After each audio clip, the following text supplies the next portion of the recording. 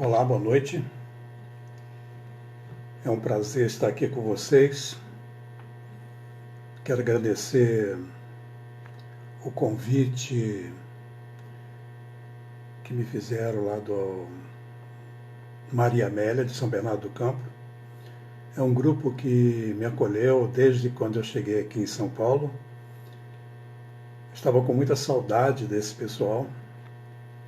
Há muito tempo que a gente não se via. E hoje a Giane nos permitiu esse contato. Então quero agradecer e que a gente possa aproveitar bem esse momento. Um momento que a gente vai estar refletindo sobre o homem de bem. Nós vamos dar um tempo para que todos os nossos companheiros possam acessar, porque está marcado exatamente para as 20 horas. Então, nós estaremos juntos durante 50 minutos e vamos estar refletindo sobre o homem de bem.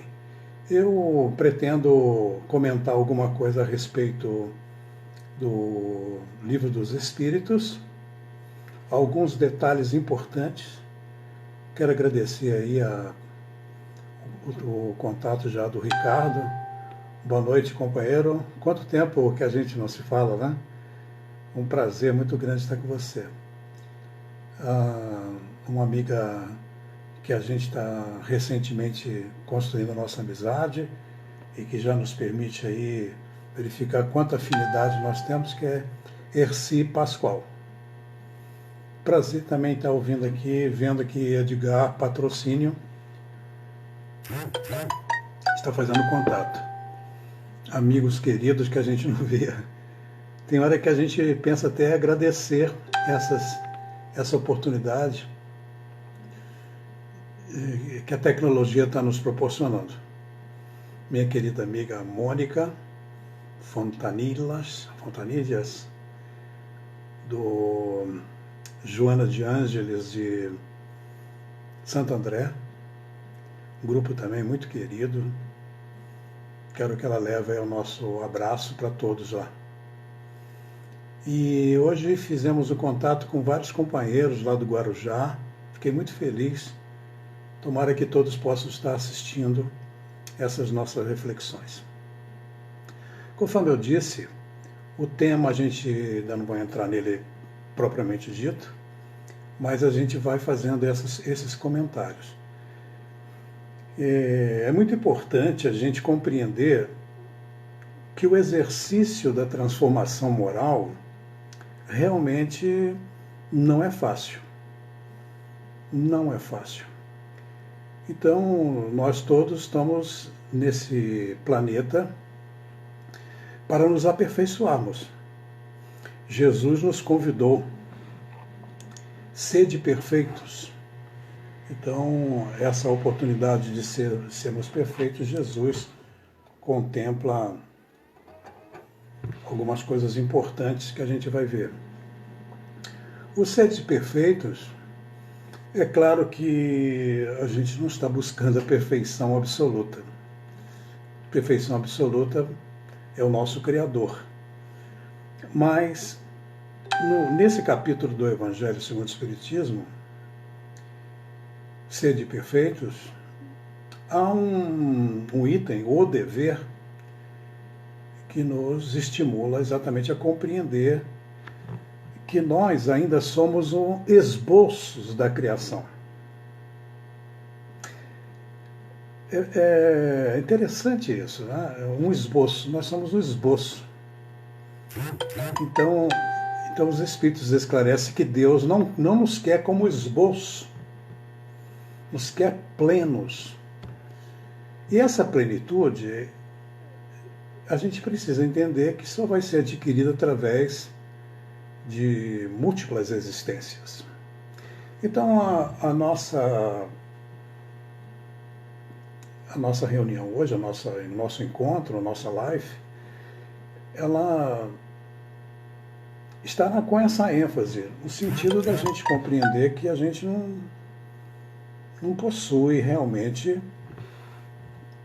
aquilo que os Espíritos vêm nos fornecendo como referências, né? Referências para entendermos o que realmente se espera de cada um de nós. Então eu vou estar meditando sobre o Livro dos Espíritos, no capítulo 12 da perfeição moral, e a gente vai refletindo. Eu vou tratar isso com muito cuidado, para não parecer que nós estamos fazendo uma reunião de pessoas que já atingiram essa plenitude de homem de bem. Muito pelo contrário, nós somos aprendizes do homem de bem. Então a gente vai estar refletindo sobre o convite que Jesus nos faz, o estímulo que a espiritualidade superior vem nos dando. E se fala-se nas próximas gerações de espíritas. E os meus pais, alguns amigos meus do tempo da mocidade, os fundadores dos centros espíritas, do movimento espírita brasileiro, a gente poderia chamá-los da primeira geração de espíritas. Então se formou uma primeira geração de espíritas. Esse pessoal foi pioneiro, esse pessoal teve um papel relevante, muito importante. Não vou entrar em detalhe porque não é o escopo, né, o nosso objetivo. Então, eu me considero assim uma segunda geração de espíritas. E já tenho meus filhos, e eu vou considerar essa referência uma terceira geração de espíritas. Eu já estou mais para o lado do mundo espiritual do que para essa vida. Já estou vivendo um período muito importante da minha existência, que é a madureza. Mas isso me aproxima do desencarne. Portanto, se Deus permitir, se eu for merecedor, eu estarei na próxima encarnação, se Deus quiser, planejando para que eu novamente venha num lar espírita e que eu possa receber as influências paternais e maternais, das figuras parentais como um todo, da influência do meio, da evolução. Por exemplo, quando eu reencarnar na próxima encarnação, eu serei dessas crianças que nascem com um chip eletrônico. Nós vamos até comentar uma passagem do Livro dos Espíritos muito interessante, que fala do aperfeiçoamento científico.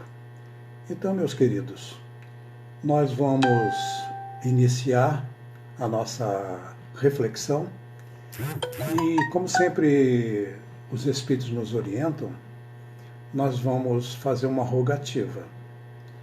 Então, nós rogamos aos bons Espíritos que possam nos proteger, que possam nos amparar, que possam nos inspirar, sempre em nome do nosso Mestre e Senhor Jesus, esse bom pastor que cuida de cada um de nós, suas ovelhas desgarradas, ovelhas que há milênios vêm nessa luta de vidas sucessivas na busca do aperfeiçoamento moral. Que todos nós possamos receber alguma coisa importante e que acrescente mais uma filigrana de boa vontade no nosso coração e que a gente possa, passo a passo, momento por momento, hora por hora, dia por dia, nos sensibilizando e nos transformando moralmente. Que assim seja. Bem, meus queridos, creio que já deu tempo para que todos os nossos companheiros pudessem estar fazendo suas conexões. Então, eu vou chamar a atenção para a pergunta 894 do Livro dos Espíritos. Essa pergunta está no capítulo 12 da perfeição moral. E nesse capítulo que é tratado os caracteres do homem de bem. Essa pergunta especificamente, a 894, os Espíritos perguntam, de uma forma muito interessante, que há pessoas que já fazem o bem espontaneamente. Elas nem precisam vencer qualquer sentimento que seja opostos. Essas pessoas terão tanto mérito quanto as que se veem na contingência de lutar contra a natureza que lhes é própria e a vencem? Então, essa pergunta é muito, muito importante para a nossa reflexão. Há determinadas pessoas que elas fazem o bem espontaneamente. Elas não se esforçam. É próprio delas. Tudo isso é muito natural. E Allan Kardec diz, e aqueles que, ao contrário, e nesse aqueles nós nos incluímos, tenho certeza que todos vocês também que estão nos ouvindo e vendo, também se incluem-se, que é um esforço enorme que fazemos, é uma luta, com cada instante nos leva a lutar, porque queremos agir e forças, né, íntimas trazem verdadeiros obstáculos. Quantas vezes a gente fala assim, eu não queria fazer isso e fiz. Meu Deus, por que eu fui falar isso? Eu não devia ter falado e falei. E às vezes é o contrário. Eu devia ter ficado em silêncio e não fiquei. E outras vezes eu devia ter falado e não falei. A experiência faz com que a gente possa medir a nossa estatura moral e espiritual. Como que a gente poderia medir a nossa estatura moral e espiritual se as contingências, se as circunstâncias, se os acontecimentos não viessem aferir a nossa estatura moral, a nossa estatura espiritual? Então, a vida é organizada pela inteligência suprema, a causa primária de todas as coisas. O nosso Criador, inteligência suprema. Tudo, absolutamente tudo está potencializado para o progresso. Tudo, absolutamente tudo está destinado a progredir incessantemente. Na lápide de Kardec, no seu túmulo em Paris, uma frase de Camille Flammarion, que é nascer, morrer, renascer, progredir incessantemente. Tal é a lei. Então, progredir incessantemente, tudo que fazemos, tudo que realizamos, tudo que pensamos, tudo que sentimos, está nos impulsionando para o progresso. Porque a vida nos oferece uma devolutiva. Muita gente fala de lei de retorno, lei de causa e efeito, como se fosse punição de Deus. Não é punição. Toda ação que nós temos, essa ação, pode ser aquela, inclusive, que está lá no cantinho das nossas intenções, lá na profundidade das nossas intenções. E que ninguém sabe. Às vezes aquela palavra que não foi dita, ou aquela palavra que foi dita, um pensamento, um sentimento, tudo isso terá uma reação. Tudo, absolutamente, é lei, é da lei. Essa reação não vem nos punir, vem só nos noticiar que felicita ou não. Olha, você está se sentindo feliz? Você pode até no primeiro momento dizer, eu estou sim, eu queria que ele sofresse, eu estou sim, eu queria, isso está tudo errado. Né? Mas no fundo, na hora que você começa a compreender a destinação da Terra, da Terra, o que significa os ensinamentos de Jesus, a gente começa a lembrar, por exemplo, não atire pedra em ninguém, não julgueis para não serem julgados. Então, na medida que a nossa consciência vai trazendo mais lucidez, lucidez significa luz íntima, luz própria. É uma lucidez que a dor, não somente a dor, mas a dor principalmente, nos ensina. É muito importante a gente estar o tempo todo assimilando as devolutivas. Às vezes a gente fala assim, eu não mereço passar pelo que eu estou passando. O que eu fiz para merecer isso? Se a gente formos éticos conosco mesmo, se tivermos caridade conosco mesmo e fizermos uma avaliação sincera, a gente vai encontrar que essencialmente a origem das nossas aflições está exatamente na nossa intemperança, principalmente no nosso orgulho, no nosso egoísmo, e tudo que deriva do orgulho e egoísmo. Isso para quem tem a consciência que o Cristo vai nos iluminando. Por isso que o Cristo disse, a quem muito for dado, mais será solicitado. É nesse sentido, não que tenha um tribunal a punir, um tribunal a fazer sofrer, não. Chega num ponto que a consciência...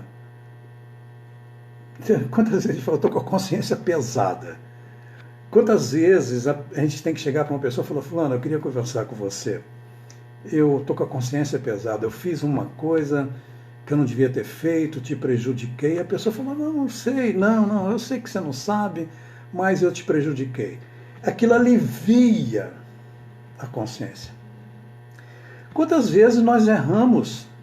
Quantas vezes nós temos equívocos, cometemos equívocos, e a nossa consciência nos alivia quando a gente fala assim, olha, eu fiz o que naquele momento eu podia fazer. Então você não tem culpa. Eu fiz o que me foi possível. Tem coisas que eu posso dizer assim, se eu tivesse a experiência que eu tenho hoje, há 10 anos atrás, eu seria outra pessoa. Sabe o que nós vamos dizer daqui a 10 anos? A mesma coisa. Porque a vida, ela vai nos ensinando de uma forma incessante, um aprendizado incessante, um acúmulo de experiência incessante que amadurece, que discerne, que ilumina, que vai dando essa lucidez. Agora, é muito importante a gente compreender que esse esforço, conforme Kardec pergunta, existem pessoas que não fazem esforço nenhum. A prática do bem já faz parte da sua natureza. E há outros, conforme ele faz na pergunta 894, que tem que se esforçar. Tem mérito também ou tem mais mérito aquele que se esforça? A resposta é maravilhosa. A resposta é, só não tem que lutar aqueles que já realizaram o progresso. Tem gente que ela perdoa alguma coisa, ela releva, ela é abnegada, ela é paciente. Você fala, não sei, você tem sangue de barata? Como é que você pode ser assim? E ela está tranquila. Ele te ofendeu. Se fosse eu, se fosse eu, se fosse eu. É a medida. São espíritos que, conforme diz a resposta a essa pergunta, que é a 894 do Livro dos Espíritos, esses espíritos já fizeram esse esforço, é uma conquista. Isso não vem de graça, não é por obra da graça.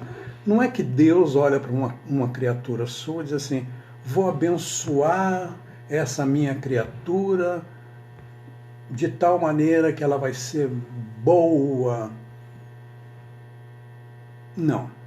Todos nós derivamos de uma essência que é a causa primária de todas as coisas, que é Deus, que é o Criador, que é infinitamente justo e perfeito. Não há privilégios. Todos possuem recursos, todos, sem exceção.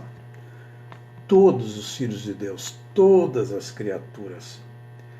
Quando atingimos o espírito atinge o estágio hominal, onde ele começa uma trajetória de conquistas morais com discernimento, com livre-arbítrio, ele é simples e ignorante, diz os espíritos superiores, mas perfectíveis. Ou seja, todos possuem recursos sem privilégio, todos, igualmente. O esforço, a dedicação, o livre-arbítrio de cada um. Portanto, meus queridos, nós somos espíritos multimilenários. Eu ia falar milionários, mas não é verdade. Nós temos milhares e milhares de anos de evolução. Eu estava vendo um filme histórico esses dias e as guerras, os poderes, as lutas, uma crueldade, uma violência, isso tudo é um fato histórico. A humanidade já teve momentos terríveis de violência extremada. Nós tivemos um milênio de trevas, a Idade Média. A gente fala da Idade Média como se fosse outros espíritos que viveram lá. Não. Somos nós mesmos que vivemos lá. Então, nós estamos tendo, assim, oportunidades benditas de reparar, de resgatar, de realinhar, de restituir, de regenerar aquilo que nós desequilibramos. É da lei. Todos que desequilibramos, é da lei que a gente se esforça para restituir o equilíbrio a todos que nós desequilibramos. Portanto, a gente precisa compreender que há limites ainda em nossa intimidade, mas limites próprios do estágio evolutivo que nós nos encontramos. Mas não há limites para o aperfeiçoamento moral. O orgulho nos ilude. O orgulho faz com que a gente pense que já atingiu um estágio evolutivo extraordinário. Não é verdade. Porque nós, orgulhosos que somos, nós nos comparamos com os extremos. Eu não sou como essas pessoas, aponta para um extremo. Essas pessoas violentas, essas pessoas assim, assado. E aí aponta para o outro extremo. Também não sou como esses fanáticos que fazem isso. Aí fica no meio. E porque se compara com os extremos, se sente bem.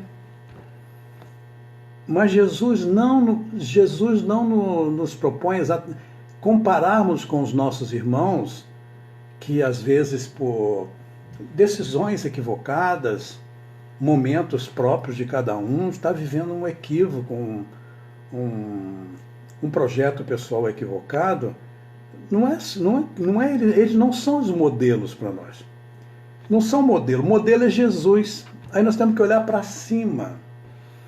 Modelo e guia que Deus nos ofereceu, o modelo e guia de aperfeiçoamento moral, espiritual, é Jesus. Difícil, né? Pois é isso que a gente está entendendo e que os Espíritos trouxeram. Nós somos espíritos vivendo uma experiência humana. Essa experiência humana iniciou-se no ventre materno da nossa mãezinha querida e vai terminar no túmulo. É uma experiência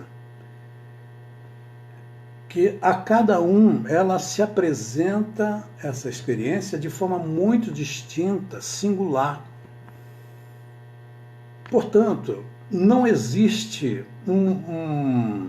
uma receita.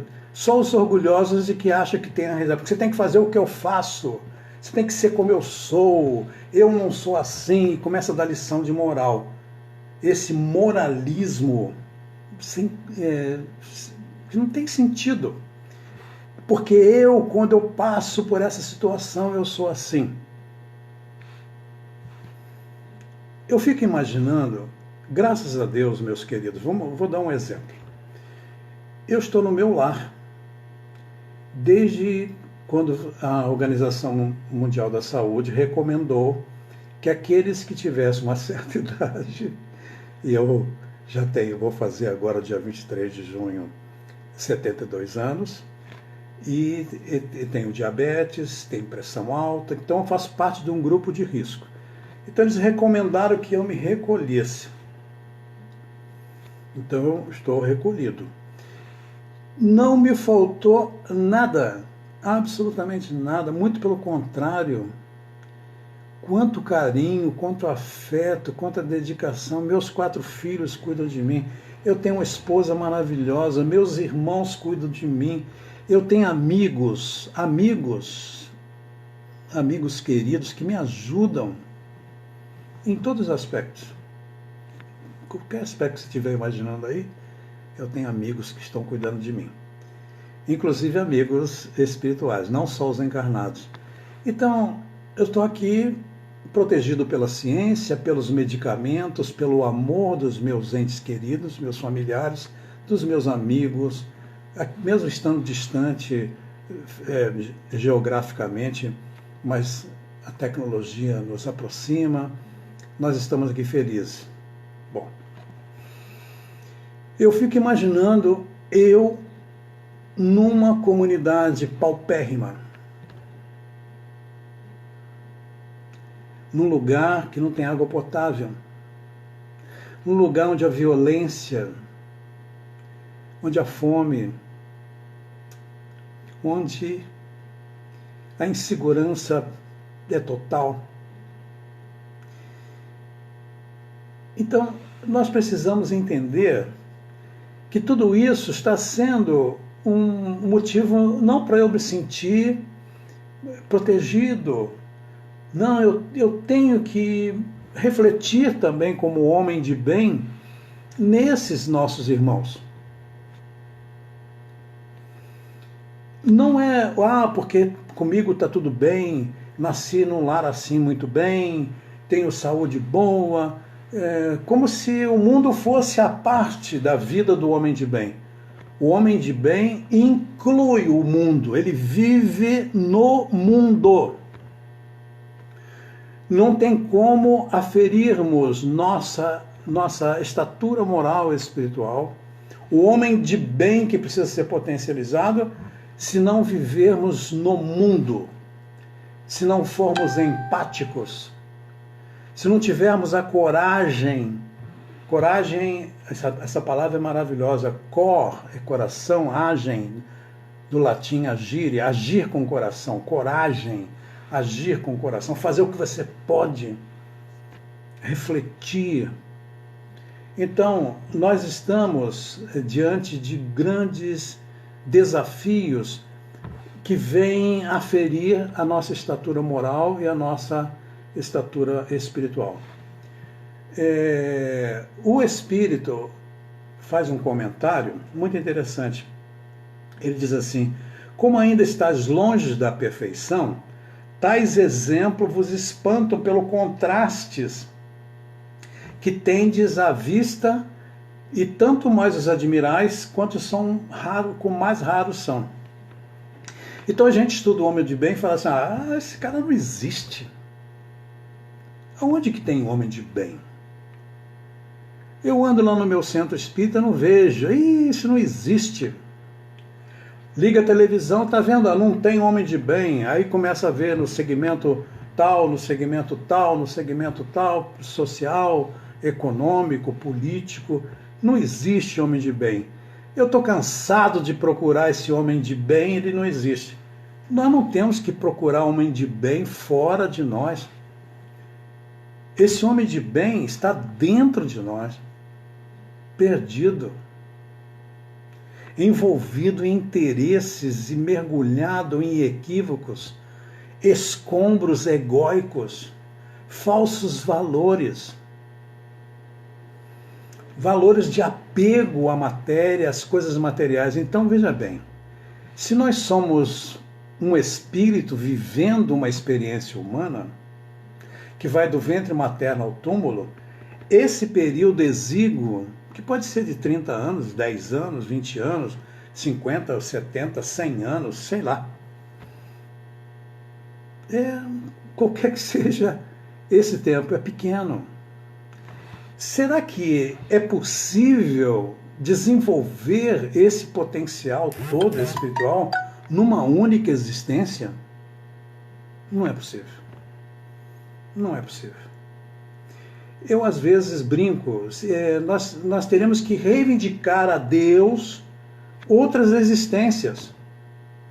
Porque muito dos equívocos que a gente comete é porque estamos envolvidos em coisas que a gente depois fala, meu Deus, como eu perdi tempo. Eu devia ter amado mais, eu devia ter tolerado mais, eu devia ter visto, parece aquela música dos Titãs, que eu adoro, essa música chama Epitáfio, dos Titãs. Tem um titã lá que é poeta, né? Eu devia ter amado mais. É o epitáfio. Epitáfio são as frases que nós colocamos nas nossas lápides. Vocês sabem o que é lápide, né? Pois é. Então imagina um espírito percebendo que devia ter amado mais, ter compreendido mais. Na música o Titãs fala assim, eu devia ter me importado menos com problemas pequenos. Devia ter dito, eu te amo. Mas não é para sofrer essa reflexão. É para a gente perceber que ao final de um circuito a gente tem sempre muita coisa para aprender. A experiência nos proporciona um aprendizado. Esse exemplo que eu dei, esse irmão que está lá vivendo essa penúria, essa dificuldade, ele está tendo uma experiência. Vocês já viram? É extraordinária a solidariedade nessas comunidades pobres. Eu, desde a minha juventude, que eu participo de trabalho junto às comunidades mais carentes. Sempre trabalhei nesse trabalho de promoção social. Como que eu saí de lá aprendendo? E ali, Dona Maria, tudo bem? Tá, graças a Deus. A gente saía de lá cheio de esperança. A gente fala, meu Deus, eu não posso reclamar, meu Deus,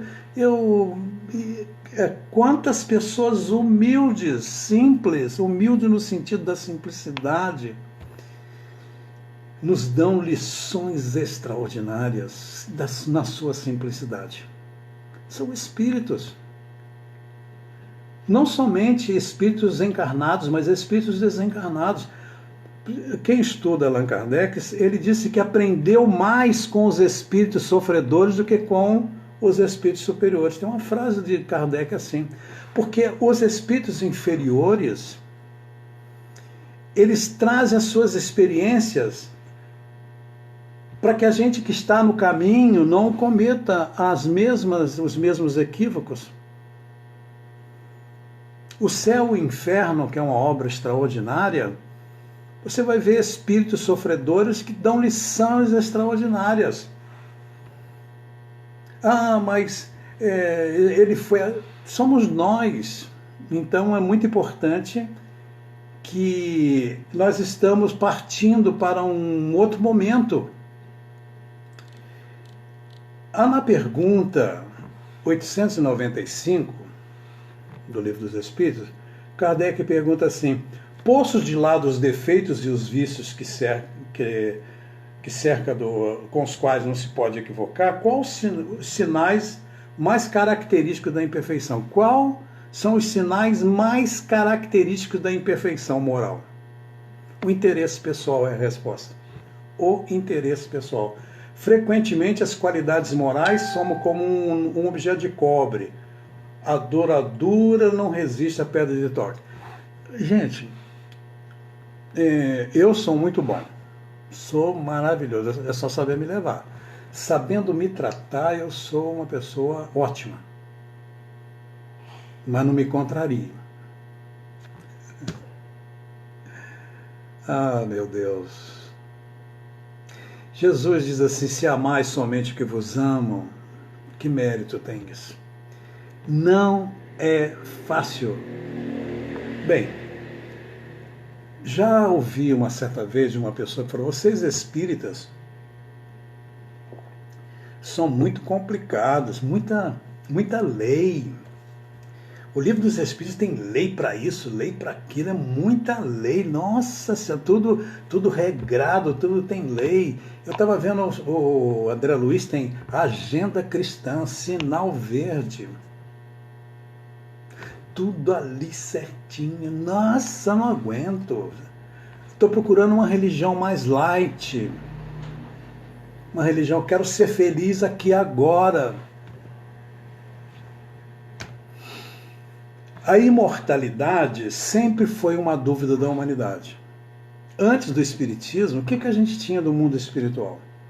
Muito pouco. A informação que pautou tudo aquilo que a gente entendia do mundo espiritual foi Dante Alighieri com a Divina Comédia.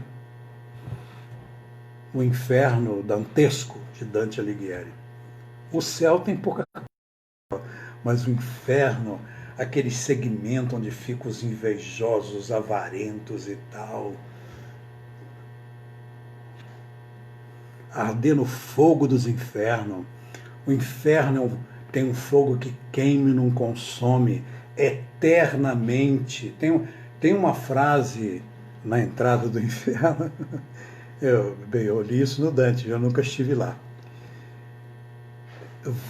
Em outras palavras, vós que entrais, deixai aí fora toda a esperança. Entrando aqui, ninguém sai mais. Então você já imaginou você ir para o inferno eternamente? Isso foi um equívoco terrível que levou uma ideia de um Deus que separa os hereges e deu uma tratativa de superfície. A pureza estava no traje, na fala mansa, na riqueza, até que surge um espírito maravilhoso que veio de pés no chão, roupa rota, e propõe-nos sermos instrumentos de Jesus. Francisco de Assis. Muda tudo. Outro espírito que a gente tem que estudar é exatamente o reformista Martinho Lutero. Nós precisamos estudar Martinho Lutero. Há na literatura espírita uma informação de que ele é a reencarnação de Paulo de Tarso. Então nós temos referências, né? Os textos sagrados. Nós não podemos brincar com texto sagrado não, gente. É muito sério isso. Nós não podemos usar uma verborragia, ficar citando, porque Mateus capítulo tal, blá, blá, blá, blá, blá, blá, e não fazer nada, não ter congruência. Temos duas referências. Martinho Lutero, a Reforma Luterana, e depois a Contra-Reforma. Então nós precisamos estudar a história, porque é a nossa história, de espíritos equivocados que vêm através dos séculos, dos milênios nos equivocando. Então o interesse pessoal, o apego às coisas espirituais. Então os espíritos dizem assim, o verdadeiro desinteresse é a coisa ainda tão rara na Terra que quando se patenteia, todos admiram como se for um fenômeno. Meu Deus, o Chico Xavier não tem nada, não tem apego a nada. Isso é um fenômeno. Aliás, deixa eu aproveitar, tem gente, por exemplo, que diz que depois dessa pandemia, do coronavírus, a humanidade vai mudar. Será? A decisão de mudança é íntima. Eu, particularmente, acredito que quem é homem de bem vai ficar mais ainda. Quem é do bem vai se aproximar ainda mais. Quem é desapegado vai desapegar ainda mais. Quem for caridoso vai ser ainda mais, porque está sensibilizado. Tudo isso potencializa ainda mais. Mas os avarentos, os gananciosos, aqueles que apegam-se, estão doidos para acabar tudo isso, para poder recuperar o que o tempo não permitiu. Não estou julgando, eu estou dizendo que é difícil. Então, quando se fala de homem de bem, isso não é interesse de muita gente, não. Eu me interesso por esse estudo e todas as vezes que eu faço esse estudo eu me desnudo. Todas as vezes que eu trato desse assunto eu falo, meu Deus, como eu estou distante, me ajuda, misericórdia. Então nós precisamos desapegar, porque a vida é efêmera, é rapidíssima. Os Espíritos dizem que, sendo a vida corpórea apenas uma estada temporária neste mundo, e devendo o futuro constituir o objeto principal da nossa principal preocupação, será útil nos esforçarmos para adquirir conhecimentos científicos, que só digo respeito às coisas e às necessidades materiais? É a pergunta 898. Bem, se tudo é uma estadia temporária, vale a pena a gente estudar a ciência para adquirir conhecimentos científicos, porque isso vai atender às necessidades humanas? A resposta é pronta, sem dúvida. Agora, eu gostaria de chamar a atenção que essa pergunta, depois vocês pesquisam, 898, olha só o que o Espírito da Verdade inspira Allan Kardec. Olha só que coisa extraordinária. Nos intervalos das reencarnações, aprendereis numa hora o que na Terra vos exigiria anos de aprendizado. Eu vou repetir isso. Nos intervalos das encarnações, aprendereis numa hora o que na Terra vos exigiria anos de aprendizado. Existe uma palavra criada por Kardec para identificar o período que vai de uma encarnação para outra. Erraticidade. Essa palavra foi criada por Kardec para definir o tempo que o espírito passa no mundo espiritual entre uma encarnação e a outra. Vocês já observaram que muitas vezes as regressões de memória não identificam essa experiência? É uma experiência do espírito. Então, essa revelação aqui é extraordinária. Nos intervalos das encarnações, aprendereis numa hora o que na Terra vos exigiria anos de aprendizado. O corpo físico limita o espírito. Você já deve estar sentindo cansaço aí de me ouvir. Trabalharam durante o dia, tiveram que precisar fazer as preocupações, não está fácil para ninguém. Então daqui a pouco a gente tem que parar, porque cansa. Nosso corpo limita, nós temos um corpo limitado. Agora, como é que o espírito pode em uma hora crescer e desenvolver o que levaria anos de aprendizado? Será que todos os espíritos são assim? Não. Aqueles que são homens de bem. Nós precisamos entender isso. Isso aí é fundamental. O nosso esforço para desenvolver, potencializar o homem de bem adormecido dentro de nós, é porque quando nós voltarmos para a pátria espiritual, quem é que volta? Esse corpo? Não. Quem é que volta? Eu, a consciência, eu. Quem está dizendo que está feliz de estar aqui com vocês não é esse corpo. Eu estou usando esse corpo para dizer que eu estou feliz aqui com você. Mas essa felicidade me pertence ao espírito. Eu uso o meu cérebro, meu sistema nervoso central e minha palavra, todos os meus recursos, para exteriorizar isso. Mas quem está dizendo, quem está falando, quem está declarando e sentindo é o espírito que eu sou. Esse sim é que desencarna. Essa consciência. O esforço que a gente faz dioturno, que não é fácil, repito, para adquirir tudo isso, vai nos possibilitar viver em melhores condições no mundo espiritual, onde muitas coisas poderão ser adquiridas e apreciadas e aprendidas numa hora, num átimo. Porque o aprendizado não se... porque alguém diz assim, poxa, eu vou fazer um curso, vai durar 5 anos. Ih, tem que ser esse livro, olha o tamanho do livro. Não, mas tem que ler isso tudo. Eu vejo muita gente falando, nossa, que textão. Ih, não escreve textão não, que ninguém lê. As pessoas ninguém lê, ninguém estuda. Aí fica difícil. Porque o estudo permite descobertas, amplitude, discernimento e o estudo de si mesmo. Porque senão você fica só com um repertório, você só fala a mesma coisa, você só tem aquele sentimento pronto, engavetado, dentro de um projeto muito mesquinho, pequeno. É preciso ampliar, dar amplitude ao sentimento, de ter a coragem dessa amplitude. Não é fácil.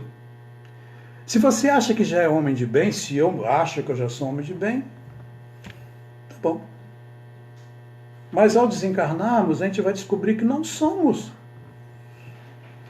E que vamos reivindicar coisas que nós não temos, não adquirimos, não conquistamos. É muito sério. A doutrina espírita, ela vai nos oferecendo consolação. Realmente é uma doutrina consoladora.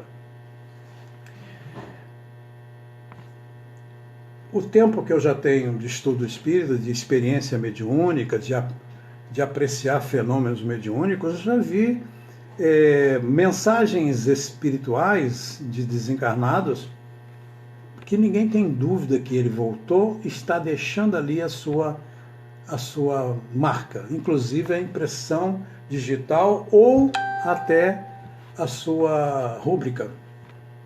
Assinatura impecável está lá.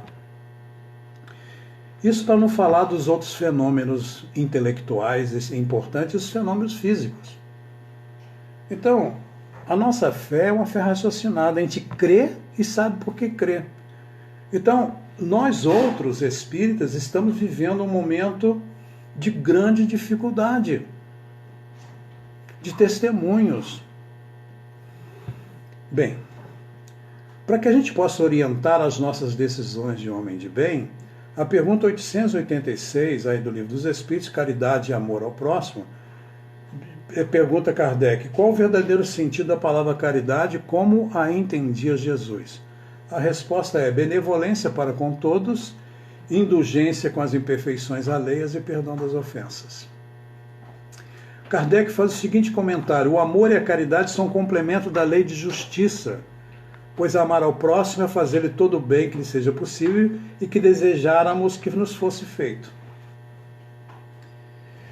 Vocês já notaram que às vezes no dia a dia a gente está dando opiniões, assumindo posições, dando declarações, fazendo escolhas, proferindo palavras que não passam pelo crivo da benevolência, da indulgência e do perdão?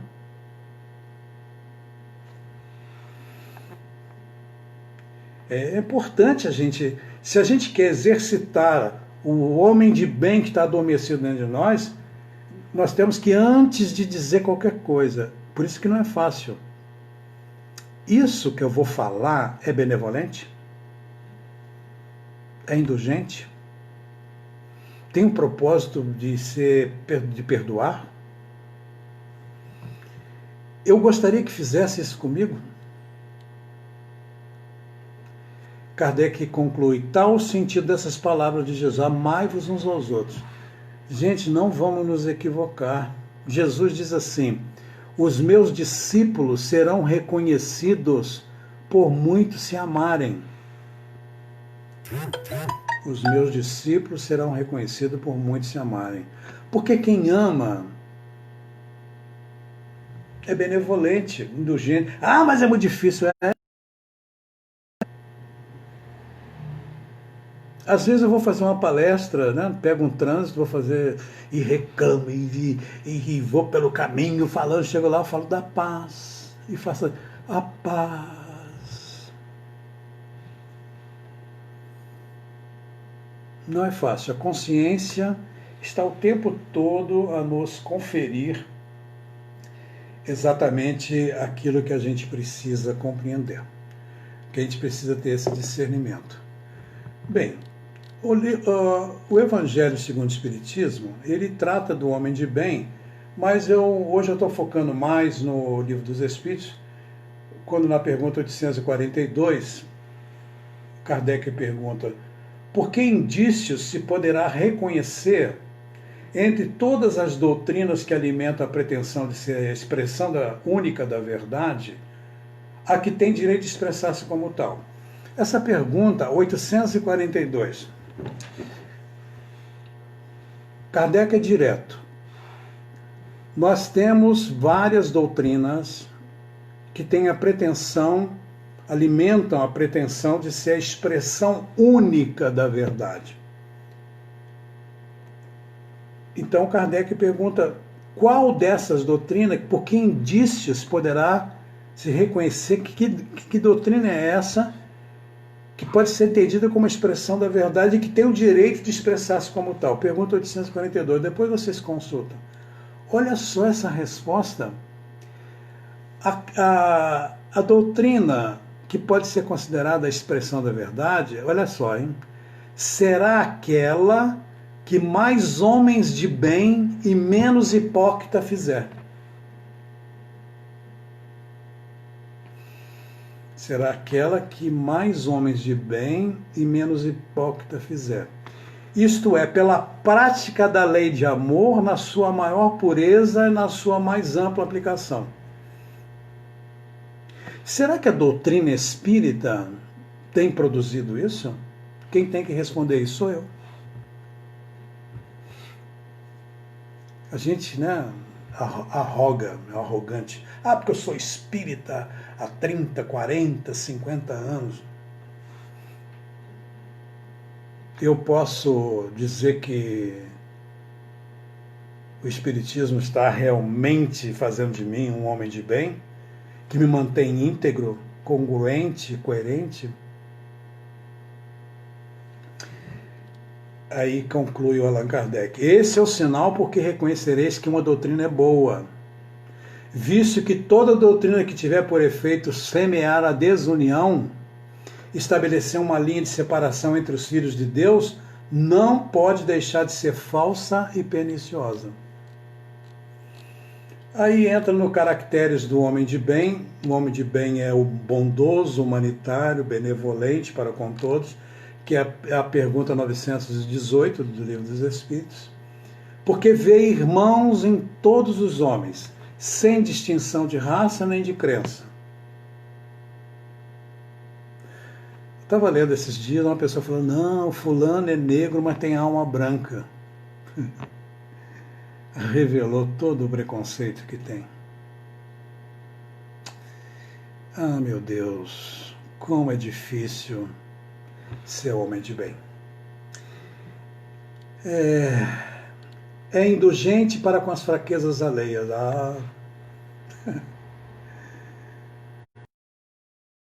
Meu Deus, quanta dificuldade, né, meus irmãos? Perdoa as ofensas para só se lembrar dos benefícios, pois não ignora que, quando houver perdoado, assim perdoado será. Respeita, enfim, seus semelhantes e todos os direitos que a lei da natureza lhes concedem, como também quer que os sejam respeitados. Finalmente, porque nós estamos encerrando, no Evangelho segundo o Espiritismo,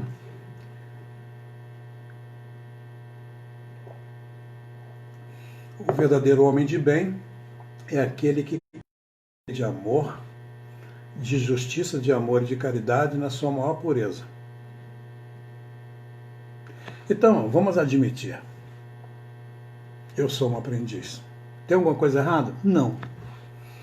Será que Jesus sabe quem eu sou? Com toda certeza sabe. Será que Jesus sabe a minha estatura moral e espiritual? Sabe. Será que Jesus sabe todas as minhas dificuldades pessoais para me manter nesse caminho? Sabe. Eu li uma mensagem uma vez de um espírito que ele disse que Jesus nos conhece pelo nome. Nossa, pelo nome? Ah, mas nós já tivemos muitas encarnações, pois ele nos conhece por todas. Todos os nomes de todas as encarnações, diz o Espírito. Nos ama como nós somos. Espera. Cuida. Cai, ele vai lá e levanta. Só ergue. Dedica um amor incondicional. Exemplifica.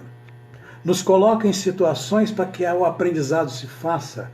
A dor muitas vezes chega como força bendita que faz a gente potencializar um monte de coisa que levaríamos vidas e muitas vidas. Aquele momento de dor, de muita dor, de sofrimento, faz a gente se tornar mais humano. A ausência das coisas, o sofrer. Jesus não está a exigir de ninguém, nenhuma das suas ovelhas. E quando eu falo ovelha, eu não falo de rebanho espírita, falo do rebanho do planeta Terra. Ele é o governador espiritual do planeta. Todos que estão aqui, encarnados e desencarnados, estão sob a égide desse espírito magnânimo. Ninguém está desamparado. Nessa pandemia e outras que já tivemos, o tsunami, que foi um outro desastre terrível, e outros que ainda vão ocorrer. Tudo é planejado no mundo espiritual e acolhidos. São cuidados para que eles possam aferir a dor, o sofrimento que foram submetidos, não para sofrer, porque Deus não pune ninguém, para evoluir, para potencializar o amor. Esses são os ensinamentos dos Espíritos. Portanto, nós somos aprendizes do homem de bem. Quando a gente lê no Evangelho, e a gente sempre que lê, né? O homem de bem é bom, humano e benevolente para com todos, sem distinção de raça nem de crença, porque vê todos os homens seus irmãos. E é indulgente com essas fraquezas alheias, porque sabe que também necessita de indulgência, e tem presente essa sentença do Cristo: atire-lhe a primeira pedra que ele se considera sem pecado. Se a ordem social nos colocou sob o mando de outros homens, trata com bondade e benevolência, porque são os seus iguais perante Deus. Usa de sua autoridade para levantar a moral e não para esmagar com seu orgulho. E diz o Espírito: finalmente o homem de bem respeita todos os direitos aos seus semelhantes, dão as leis da natureza, como quer que os seus sejam respeitados. Refletir sobre o homem de bem para nós espíritas é muito importante, porque muitas vezes a gente encontra os homens de bem fora do movimento espírita.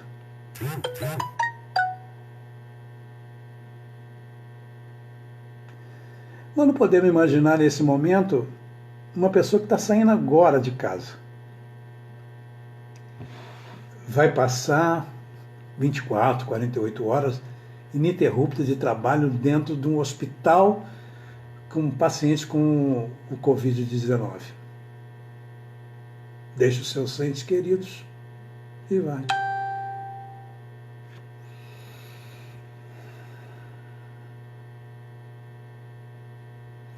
Pessoas que ninguém sabe quem são. Homens e mulheres de bem, em todos os lugares, em todas as comunidades, sem nenhum preconceito. Entre as famílias ricas, poderosas, há homem de bem, sim. Entre os empresários, os grandes empreendedores, há homem de bem, sim. Entre os políticos, os homens que dirigem, há homens de bem, sim. Com as mesmas dificuldades que nós temos, com as mesmas desafios que nós temos. E muitas vezes, se nós estivéssemos no lugar deles, faríamos pior do que muitas vezes a gente julga que eles estão fazendo. Nós precisamos estimular o bem. Quando alguém pratica o bem, mesmo que seja uma palavra, um olhar, valorizar. Valorizar todas as atitudes de amor, todas as atitudes de benevolência, de solidariedade. Valorizar, esteja onde estiver, faça quem estiver fazendo. Pode ser lá na Conchinchina, no México, na Patagônia, em Nova York, Paris ou no sertão baiano. Valorizar os homens de bem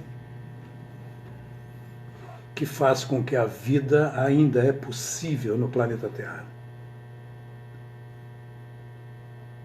Nesse instante, milhões deles, homens de bem, estão sustentando-nos. Que Deus os abençoe e nos abençoe a nós outros, aprendizes do homem de bem. E que a gente possa compreender que ainda hoje estaremos sendo submetidos ao rigor da lei para aferir a nossa estatura moral e a nossa estatura espiritual, o nosso tamanho de homem de bem. Mesmo que a gente seja um homenzinho de bem, tá bom. Não, que a gente tem que fazer um esforço enorme para ser paciente, que a gente fala, haja paciência. Paciência tem limite. Paciência não tem limite. A nossa paciência é que é limitada. E assim por diante. Ah, isso é muito difícil. É, para nós. Há uns vencedores, guerreiros, vencedores da vida, que é fácil. Quero agradecer de coração a oportunidade dessa reflexão.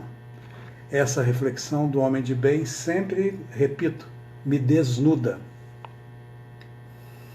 Me faz pensar o quanto eu preciso melhorar. Que Deus abençoe a todos nós, lutadores para sermos esse homem de bem, esse esforço que a gente faz para ser homem de bem. Gente, hoje um pouquinho melhor do que nós fomos ontem. E amanhã um pouquinho melhor do que fomos hoje. Hoje, um homenzinho de bem melhor, um pouquinho melhor do que fomos homenzinho de bem ontem. Amanhã, um pouquinho melhor do homenzinho de bem. E assim nós vamos. Abençoados por Jesus, pelos nossos mentores, pela literatura espírita, pela essa égide, essa egrégora de espíritos bondosos que estão cuidando do planeta, pelo coração magnânimo de Jesus, nós prosseguiremos confiantes, determinados. Caímos, levantemos, prossigamos. Caiu de novo? Tornemos a levantar. Porque Ele está lá na frente, nos esperando, com o seu coração magnânimo. Nosso Senhor e Mestre Jesus.